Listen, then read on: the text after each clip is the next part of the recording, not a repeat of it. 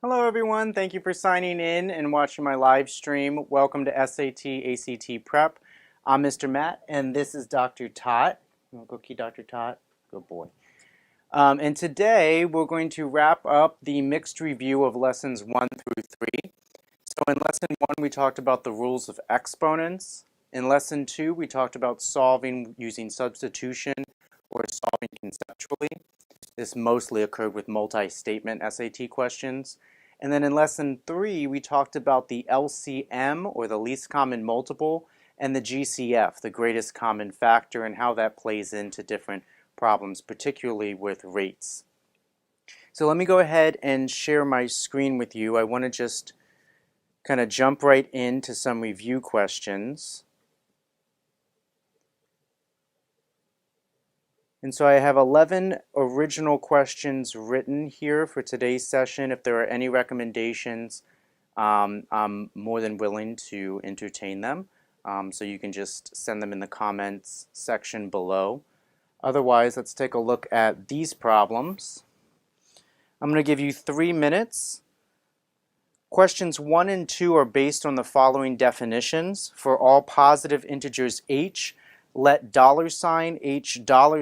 represent the number of positive multiples of h less than 25. And number 1 is asking which of the following statements is or are true. $5 plus $4 is equal to 10.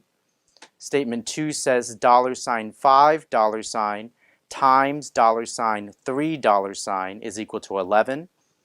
And statement 3 says $3 plus $4 is equal to 12.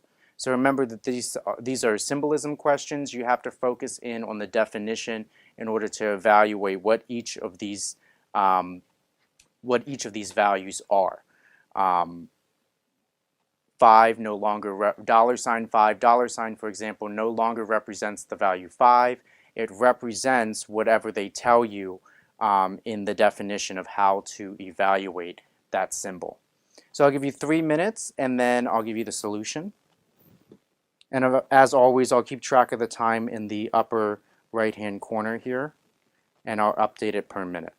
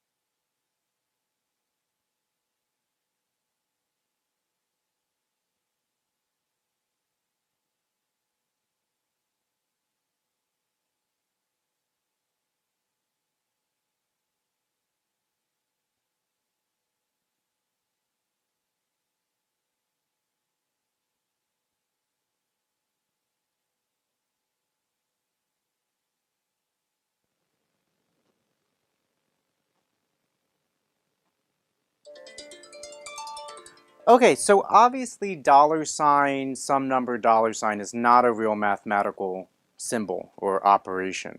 But that's okay. They define the symbol here as to represent the number of positive multiples of h less than 25. So this is saying whenever they wrap dollar signs around some number that they're calling h, it no longer represents the value of that number. It represents instead the number of positive multiples of that number, h, less than 25. So if we were to, well, first recognize that we have repeating values here. You have $5, $4, and then $3. So let's systematically list these out and evaluate them so we don't have to repeat the process over and over again. If I list out the multiples of 5, we'd have 5, 10, 15, 20, 25. Now they say that they have to be less than 25, so we can't actually count 25 itself. Therefore, $5 represents the real value of 4.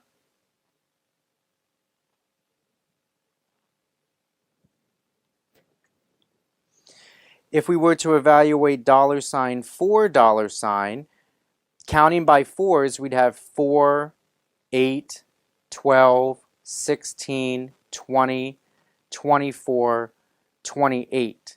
Notice that 28 is larger than 25. It's not less than 25, so we can't count it. So $4 is equal to 1, 2, 3, 4, 5, 6.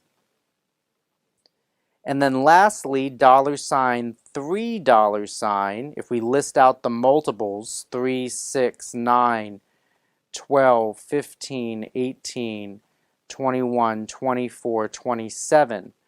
Again, 27 is not less than 25, so we'd have 1, 2, 3, 4, 5, 6, 7, 8 values, 8 multiples of 3 less than 25.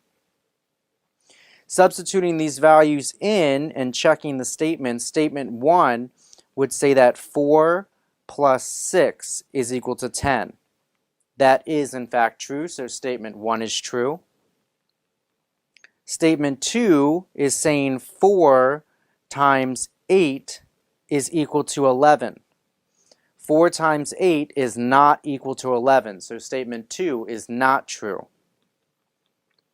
Statement 3, $3 is equal to 8 plus $4 is equal to 6 is equal to 12.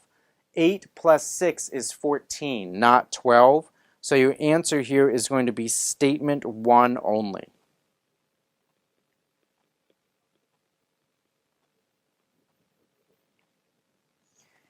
If you have any questions at all, then please let me know. You can drop a comment in the comment section below or comment in the live chat feed. Moving on to question number 2. This is still pertaining to the same definition. So I'll give you 3 minutes and then I'll give you the solution.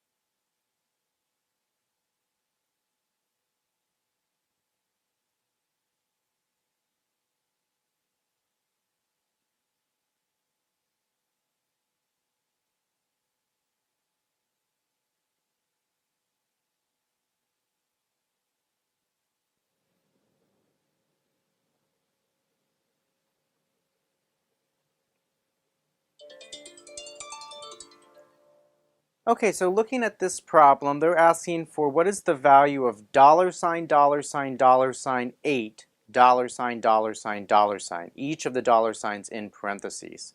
So you need to start by evaluating from the inside out. So for example, dollar sign 8, what does that equal? Dollar sign 8 dollar sign represents the number of multiples of 8 less than 24. So the multiples of 8 will be 8, 16, 24, excuse me, less than 25, not 24. 24, 32. Notice that 32 is not less than 25, so we can't count it. But the value of dollar sign 8 dollar sign is equivalent to 4. So that means wherever we see dollar sign 8 dollar sign, we can put in 4. So this is going to turn into dollar sign of 4. And now we can do the same thing. Oh, excuse me. This should not be 4. This should be 3 because we can't count 32. I'm sorry. Catch myself there. So this should be dollar sign 3, dollar sign, dollar sign. So now we need to evaluate this guy in here. What is dollar sign 3 dollar sign? Well, we actually evaluated that for question number 1. If you look up here, we know that dollar sign 3 dollar sign is equal to 8. So this is going to kind of revolve back and forth.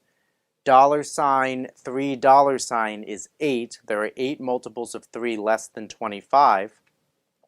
So for this whole thing right here, we can put in 8. So then we get back again dollar sign of 8 dollar sign, which will revolve again into 3. We've already solved that in the first step right there. So this kind of does a flip-flop back and forth, but the ultimate answer to number 2 was 3.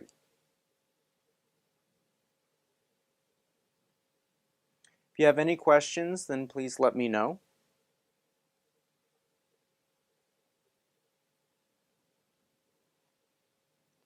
Otherwise, let's take a look at question number 3. I'll give you 3 minutes.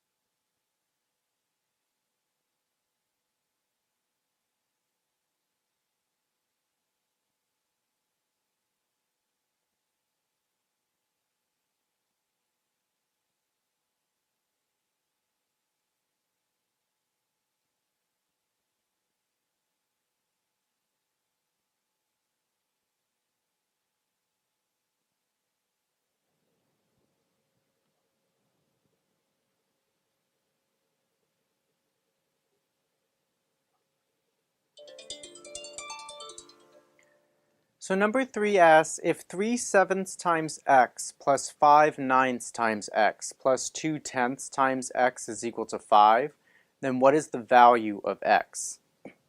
So as it's written, there's a lot of complex fractions here, and what we can do is we can multiply by the LCM in order to simplify these fractions out a great deal.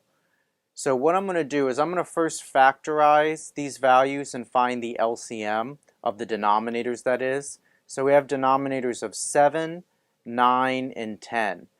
7 is prime, so I can't break it down anymore.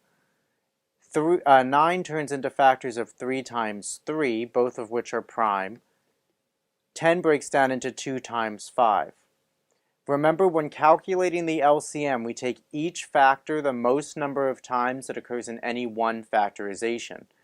So 7 occurs once in 7, 0 times in 9, 0 times in 10. So 1 is the greatest number of times 7 is used in any one factorization, so I'm going to take 1, 7. Moving on to 3. 3 is used 0 times in 7, 2 times in 9, 0 times in 10. So 2 is the most number of times 3 is used in any one factorization, so I'm going to take 2 3s. Moving on to 2. 2 is used 0 times in 7, 0 times in 9, 1 time in 10, so I'm going to take 1 2. And then 5. 5 is used 0 times in 7, 0 times in 9, and 1 time in 10, so I'm going to take 1 5. Excuse me. Multiplying these values together, we get 7 times 3 times 3 times 2 times 5 is going to be 630.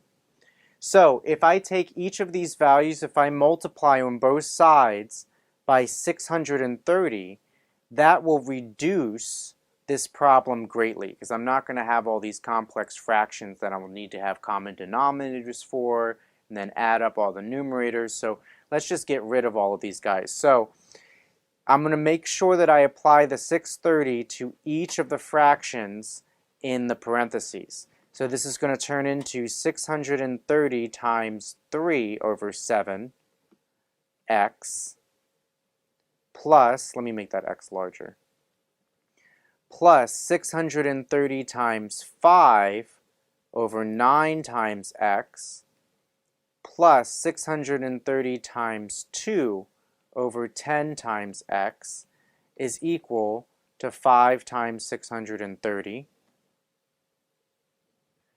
630 and 7 will reduce.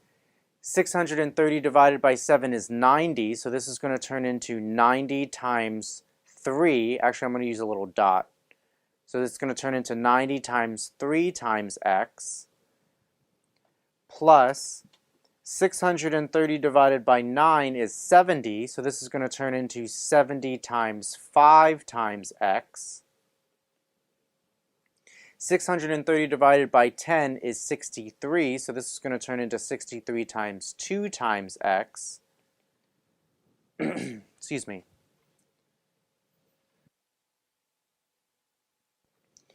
And finally, 5 times 630 is going to be 3,150.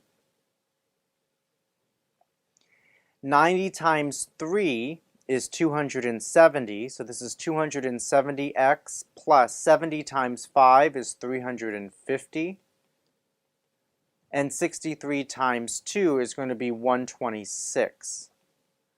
So you can see by multiplying by the LCM, I turned all those complex fractions into integers. So now we'd have 270 plus 350 plus 126, which is going to be 746x, is equal to 3,150. Dividing by 746, x is equal to 3,150 divided by 746.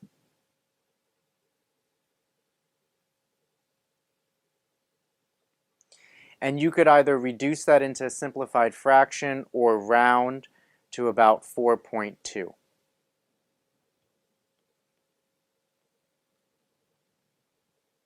If you have any questions, then please let me know. Otherwise, let's take a look at number 4. I'll give you 3 minutes and then I'll give you the solution.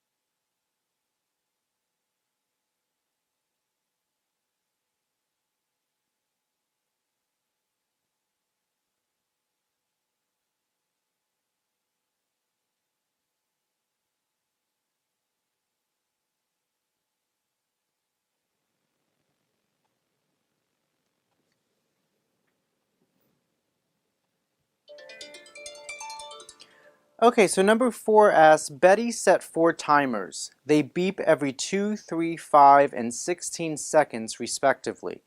If they are turned on at the exact same time, how many times over the next 2 hours will they all beep together? So we need to find the LCM, the least common multiple of the rates of beeping. The LCM of the individual rates of beeping would give us the rate of simultaneous beeping, or the rate at which they all beep together. So I'm going to first factorize all of my rates in order to find the LCM. So I have 2, 3, 5, and 16.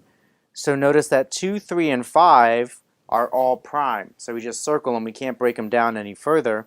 16 can be broken down into 4 times 4, both of which can be broken down into 2 times 2. So the LCM here, taking each factor the most number of times it occurs in any one factorization. 2 occurs a most number of times of 4 times, so I need 4 2's.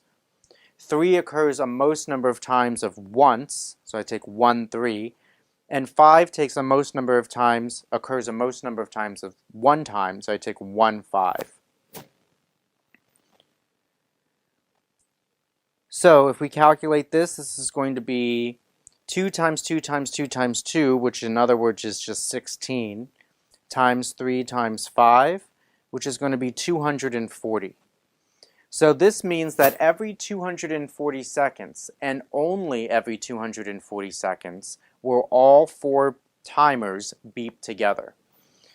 Now we also need to know how many seconds are in 2 hours, because they ask us ultimately how many times over the next 2 hours will they all beep together. So I'm going to take 2 hours, and it's my given value, so I'm going to write it as a fraction by putting it over 1. And I'm going to multiply by some conversion factor that in itself, conceptually, is equal to 1. It's just going to be in terms of different units. I have hours in the numerator, so I'm going to put hours in the denominator because I want to cancel hours out, and I want to go to the next smallest denomination, which is minutes. There are 60 minutes in 1 hour, so notice that 60 minutes is the same thing as 1 hour. Therefore, 60 minutes divided by 1 hour technically is something divided by itself, which is 1. 1 times anything is that same something. That's the identity property of multiplication. 1 times anything is that same something. So I'm not changing the value here, I'm just manipulating the units, because if I multiply, now hours will cancel with hours, and I'd have an answer in terms of minutes. But I don't want minutes, I want seconds, so I'm going to go one more time. I have minutes in the numerator, so I'm going to put 1 minute in the denominator, and I'm going to multiply in the numerator by 60 seconds, because there are 60 seconds in 1 minute. Now when I multiply through, minutes will cancel with minutes, and I'll have an answer in terms of seconds.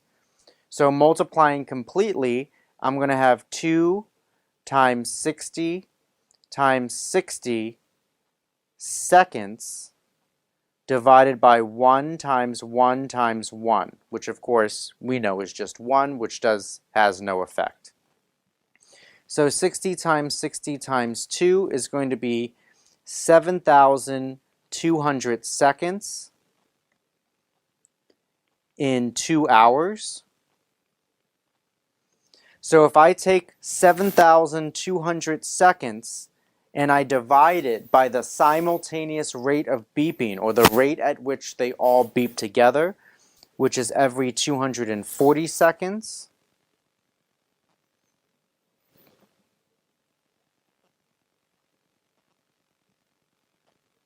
I'll get 30. So over the next 2 hours, these 4 timers will beep together an exactly 30 times. If you have any questions, as always, please just let me know. Otherwise, question number 5 asks, what number less than 100 has a remainder of 2 when divided by 4, 6, and 18? I'll give you 3 minutes, and then I'll give you the solution.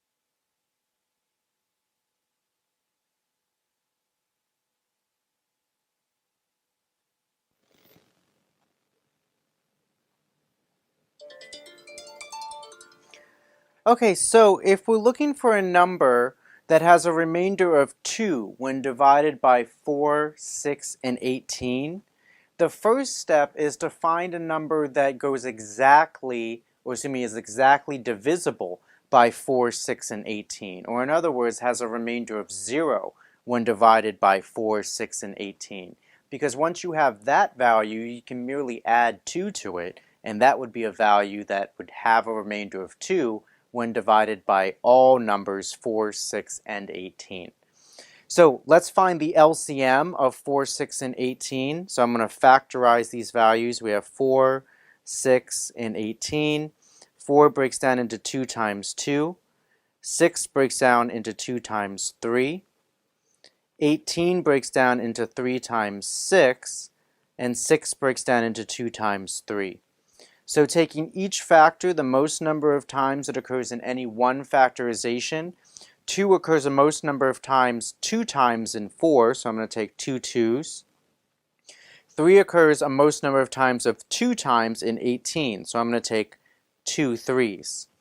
2 times 2 is 4, 4 times 3 is 12, 12 times 3 is 36. So 36 is a number that is exactly divisible by 4, 6, and 18. Therefore, if we merely add 2, 38 is a number less than 100 that has a remainder of 2 when divided by 4, 6, and 18. Now I want to point out here that because the only restriction is that it has to be less than 100, any multiple of the LCM also would work. So if we took 36 times 2, 36 times 2 is 72. If you added 2 to that, 74 is also would also be considered a correct answer here. So this problem actually ends up having 2 possible solutions. So either 38 or 74, multiples of the LCM less than 100 plus 2 would both be graded as correct. If you have any questions, then please let me know. Otherwise, let's take a look at number 6. 6 asks, what is the quotient of the smallest and largest prime factors of 1,188? Remember that quotient is the answer to a division problem.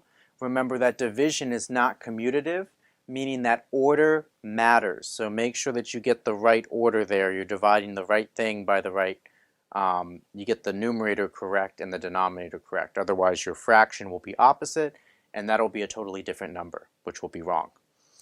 So I'll give you 3 minutes, and then I'll give you the solution.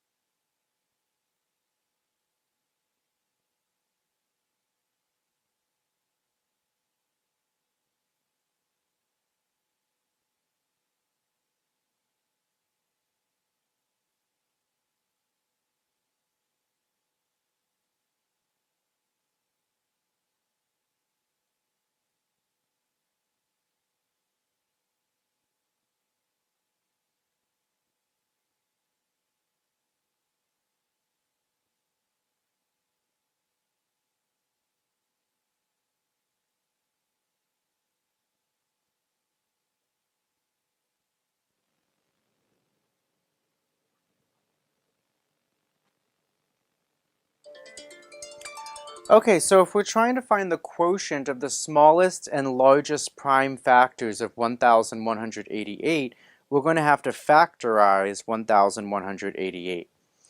So that's a pretty large number. We know that it's even, so we definitely know that it's divisible by 2. But remember your other divisibility rules. If the sum of the digits of the number itself, for example, 1 plus 1 plus 8, that's 18. If the sum of the digits of the number itself is divisible by 3 or 9, the number is also divisible by 3 or 9. So 1 plus 1 plus 8 is 18. 18 is divisible by 9. So if I take 1188 and divide it by 9, I get 132.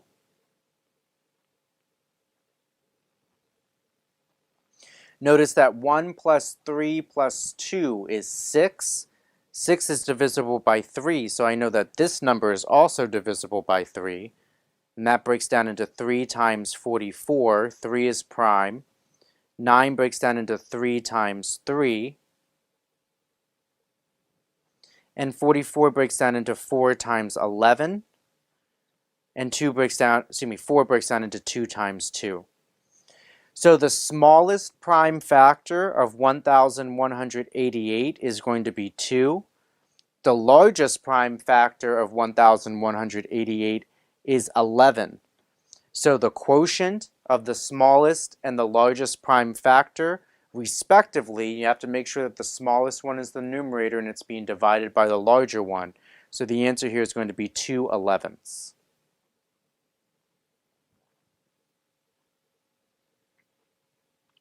If you have any questions, then please let me know.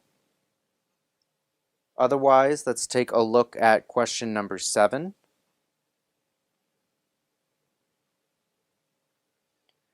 Question number 7 asks, if 11 times a over 12 plus 9 times a over 10 plus 3 times a over 4 is equal to 10, then what is the value of a? So I'll give you 3 minutes and then I'll give you the solution.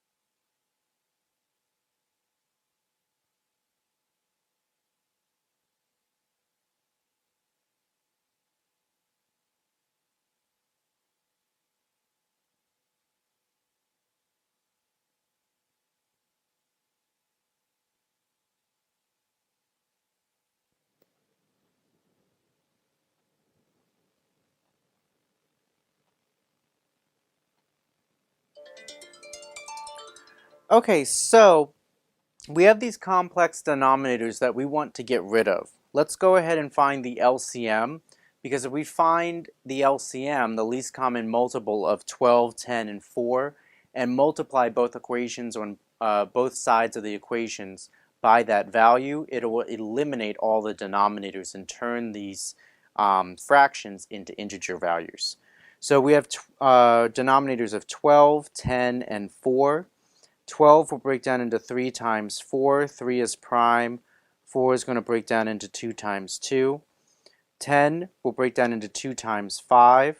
And 4 will break down into 2 times 2. Taking each factor the most number of times that occurs in any one factorization. 3 occurs 1 time in 12, 0 times in 10, 0 times in 4, so I'm going to take 1, 3. 2 occurs 2 times in 12, 1 time in 10, 2 times in 4, so I'm going to take 2 2's. 5 occurs 0 times in 12, 1 time in 10, 0 times in 4, so I'm going to take 1 5. 3 times 2 times 2 times 5 is going to be equal to 60. And that's a good example of how the LCM is actually not always the product of all the values. So 12 times 10 times 4, that would be 480. That's way larger than 60. So let's go ahead and take this equation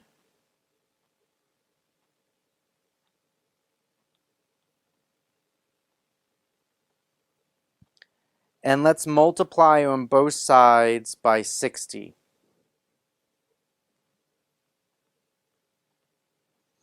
So 60 has to go to each fraction in the parentheses.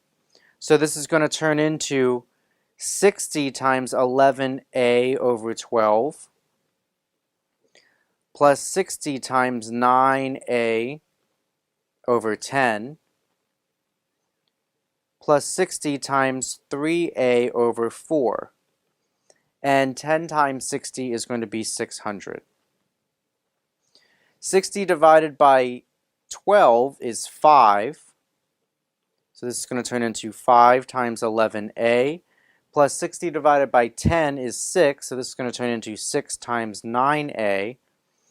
60 divided by 4 is 15. So this is going to turn into 15 times 3a is equal to 600. 5 times 11a is 55a. 6 times 9a is 54a. And 15 times 3a is going to be 45a. And that's all equal to 600. So 55 plus 54 is going to be 109. 109 plus 45 is going to be 134. Excuse me, 154. So 154a is equal to 600.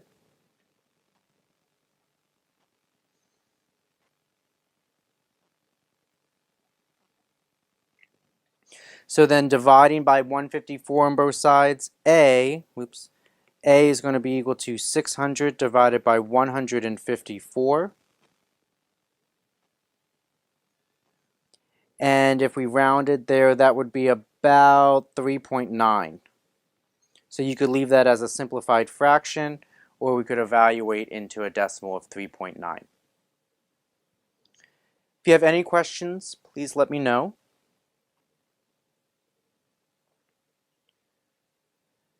Question number 8 asks, if n raised to the x power squared, quantity raised to the y, I messed that up. If n raised to the x power squared, quantity divided by n raised to the y squared power plus x squared power is equal to 9 raised to the negative 9 power, what is the value of y?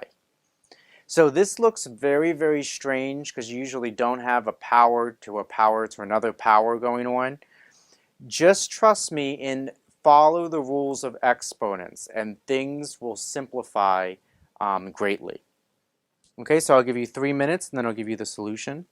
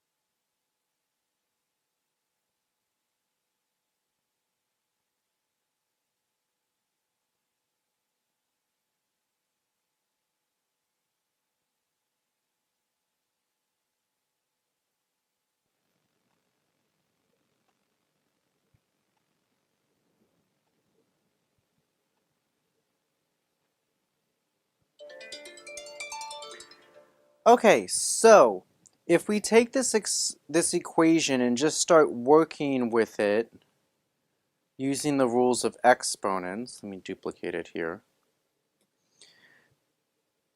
Oops. Sorry about that. Let me reconnect my iPad there. Sorry about that. Okay, so I copied this down here. On the left-hand side, we have n to the x squared power divided by n to the y squared plus x squared power. Now this looks very strange, but just go about it in a systematic way, knowing or executing the rules of exponents. We have common bases and we're dividing, so we can keep the base, subtract the exponents. So this is going to turn into n to the x squared minus y squared plus x squared power. And that's still equal to n to the negative 9 power. Now the tricky thing is that you need to make sure that this negative gets applied to both values inside of the parentheses. So this is going to turn into n to the x squared minus y squared minus x squared power. Notice that x squared minus x squared have opposite signs but equal magnitude. So they're going to cancel directly, and we're left with n to the negative y squared power is equal to n to the negative 9th power. So we have common bases on opposite sides of an equal sign, so we can drop the bases and equate the exponents. So negative y squared is equal to negative 9. Dividing by negative 1 on both sides, we're going to find that y squared is equal to positive 9. Then taking the square root, y is equal to plus or minus the square root of 9. Remember, when you take the square root on both sides of an equation, you have to consider the positive and the negative answers. So your answers here are going to be plus or minus 3. So you have two answers. If they were to define y to be greater than 0, then your answer here would only be positive 3. They could have equally have defined y to be negative, and so your answer would only be negative 3. So you always have to evaluate given the context of the question. If you have any questions, please let me know. Otherwise, let's look at number 9. If a is an even integer and b is a negative prime less than negative 2, which of the following statements is or are true? Statement 1 says a plus 3b is odd.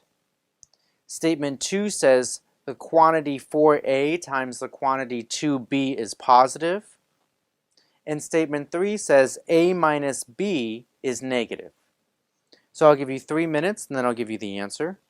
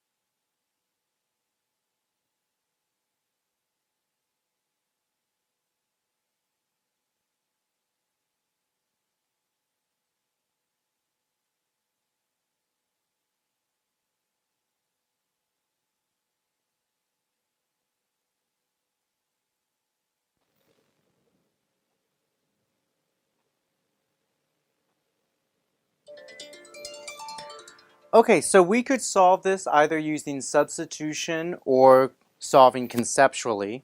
If we were to solve it with substitution, we need to pick acceptable values given the domain and characteristics of a and b. They say a is an even integer, so maybe I could say a is equal to positive 2, and b is a negative prime less than negative 2.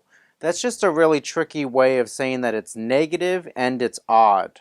So maybe that because all primes less than negative 2 would be odd, because otherwise they would be multiples of 2 and therefore not prime. So if a was, you could say a is equal to positive 2 and b is equal to negative 3, and you could evaluate here. You also know that a is even and b is odd. So this guy, if we were to evaluate conceptually, we'd have an even plus 3, which is an odd, times an odd. So an odd times an odd is an odd, and an even plus an odd will always give you an odd. So statement 1 is true.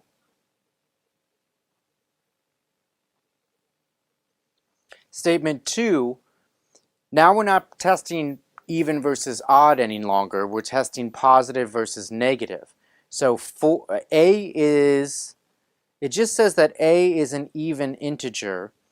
So we're going to assume let's assume that this is also positive. So a has to be a positive even integer. I apologize since I didn't mention that. But let's assume a is positive. So what we end up having here is we have a positive times a positive times a positive, but b is negative times a negative. So a positive times a positive, that's going to be a positive, but a positive times a negative will result in a negative, which will ultimately negate the whole thing and turn negative. So 2 is not true, assuming that a is positive. And number 2, we have a minus b is negative. So a would be positive 2 minus negative 3. If b is negative, notice when we do the leave change here, we're going to leave this sign alone, which is implicitly positive. Whoops, excuse me, let me scroll my screen up there. Sorry about that.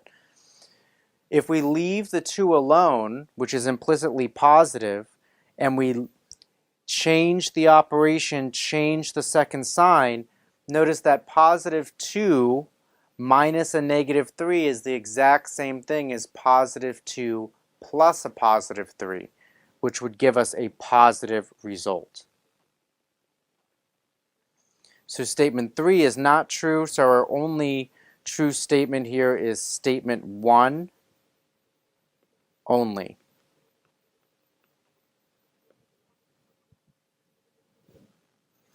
If you have any questions, then please let me know. Otherwise, let's take a look at number 10. So number 10 is an extremely complex exponential form. So I'll do my best to read this to you. First of all, they're asking for the value of this complex rational expression. So we're going to have a numerator and denominator. Around the entire fraction, however, there are brackets raising the entire fraction to the third power. The numerator is the quantity 9 cubed times 27 cubed, whole quantity raised to the second power, that's the numerator, divided by 81 times 9 squared, quantity cubed, that's the denominator, and then the whole thing is inside of brackets raised to the third power. And I'd like you to evaluate and leave your answer in exponential form. I'll give you 3 minutes and then I'll give you the answer.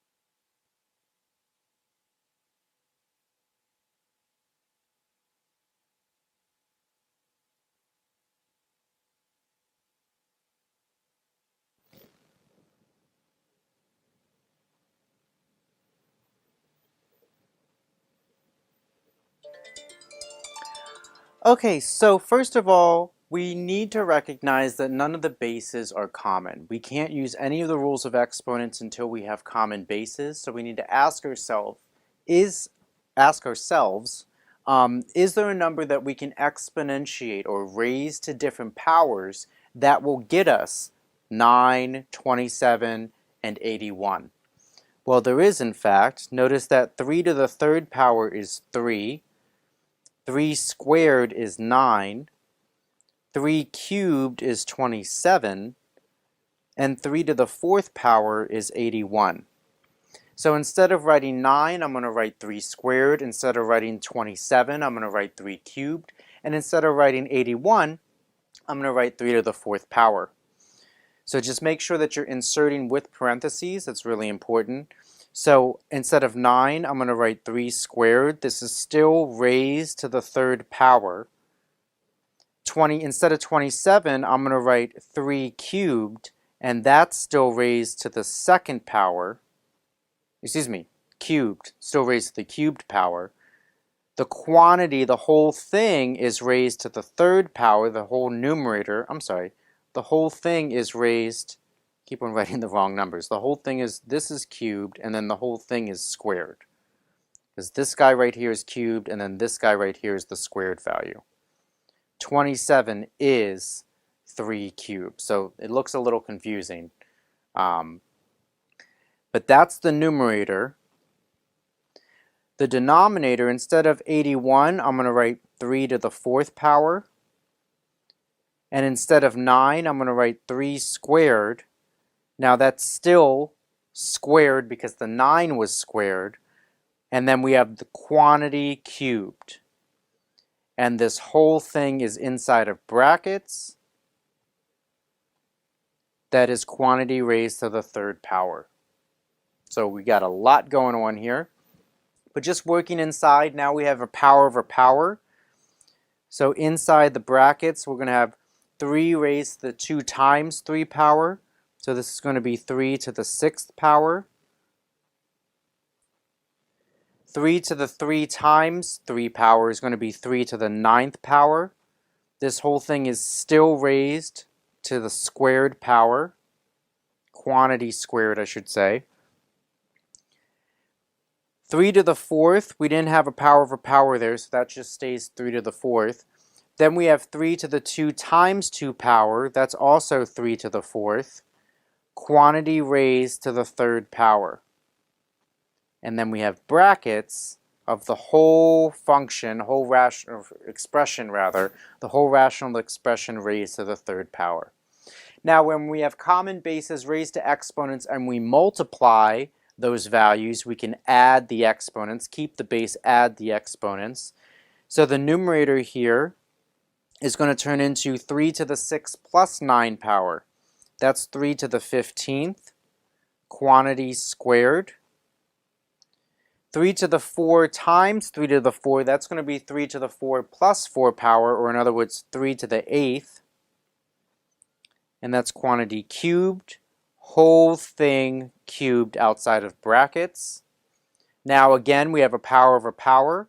So this is going to turn into 3 to the 15 times 2 power, or in other words, 3 to the 30th power, divided by 3 to the 8 times 3 power, which is 3 to the 24th power. Still, we have this bracket, these brackets with the quantity cubed outside.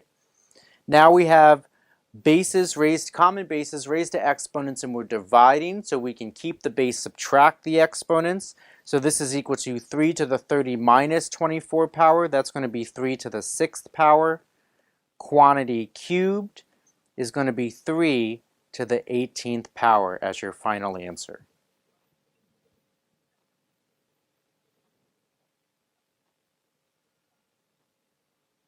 If you have any questions at all, please let me know.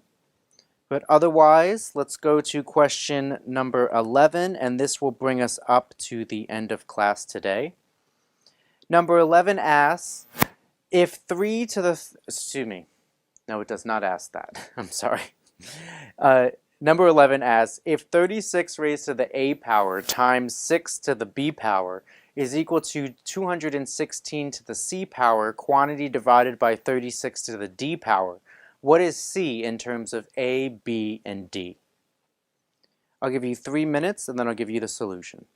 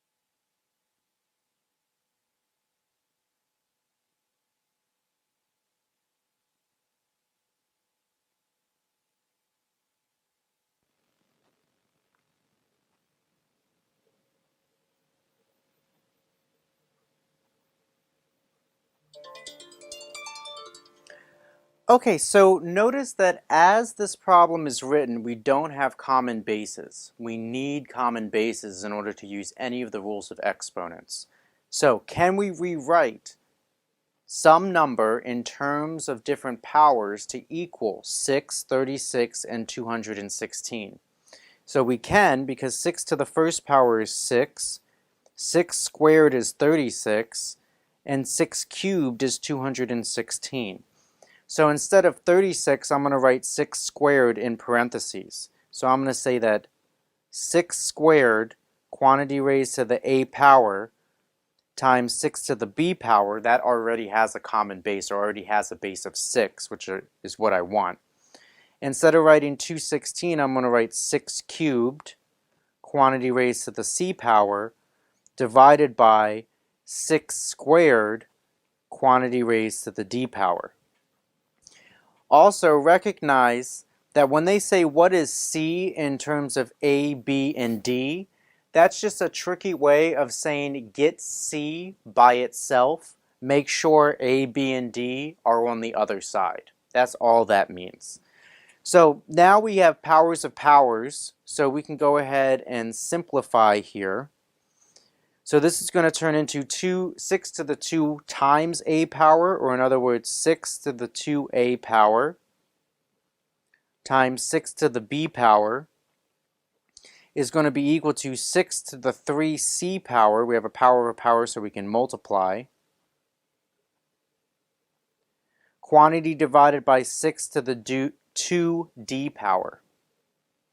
Now when we have common bases and we multiply, we can add the exponents. So this is going to be 2 to the 2a plus b power is equal to 6 to the 3c minus 2d power. When we have common bases and we divide, we can keep the base, subtract the exponents. Now we have common bases on opposite sides of an equal sign, so we can drop the bases and equate the exponents. So 2a plus b is equal to 3c minus 2d. And they're asking for c in terms of everything else. So I'm just going to isolate for c on one side. So I'm going to add the 2d. Negative 2d is subtracting from the 3c. So I'm going to add 2d on both sides. That's going to eliminate on the right-hand side and just add on to the left because they don't have common variables, so we can't combine like terms. So 2a plus b plus 2d is equal to 3c. And so dividing by 3 on both sides, we're going to find c is equal to 2a plus b plus 2d, quantity divided by 3. But just recognize that that's the same exact thing as 2/3 a plus 1/3 b plus 2/3 d. So they could present it in either of those ways, and in fact that's the same thing. They could have also said 2a over 3 plus b over 3 plus 2d over 3. You need to be able to recognize that all three of these forms are exactly equivalent terms. So they could have presented the answer selection in either one of these three ways. But as long as you got one of these three forms, that's absolutely great, and that is the correct answer. So if you have any questions at all on anything that we've done, please let me know in the comment section below or in the live chat feed. I'm here for you guys every day. 3 o'clock to 8:45 is when I broadcast live through the different classes.